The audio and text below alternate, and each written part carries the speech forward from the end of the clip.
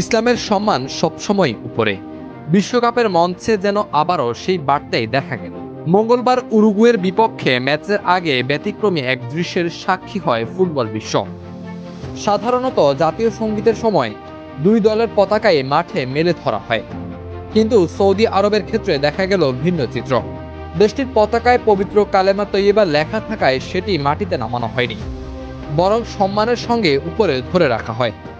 বিতর্ক এড়াতে একইভাবে উরুগুয়ের পতাকাও মাটিতে রাখা হয়নি। বিশ্বকাপে অংশ নেওয়া দেশগুলোর মধ্যে কেবল সৌদি আরব ও ইরাকের পতাকাতেই আল্লাহর নাম রয়েছে। সৌদি আইনে কালেমা খচিত পতাকাকে কখনো মাটিতে রাখা যায় না। সেই ধর্মীয় অনুভূতি ও রাষ্ট্রীয় বিধানকে সম্মান জানিয়েই ফিফা এ বিশেষ ব্যবস্থা গ্রহণ করে বলে জানা গেছে। ম্যাচে উরুগুয়ের বিপক্ষে ১-১ গোলের ড্র করে সৌদি আরব। তবে মাঠের ফলের চেয়েও বেশি আলোচনায় উঠে এসেছে ম্যাচ শুরুর আগের এই দৃশ্য, যা সামাজিক যোগাযোগ মাধ্যমে ব্যাপক প্রশংসা কুড়াচ্ছে। নজরুল তুহিন, বাংলা পোস্ট।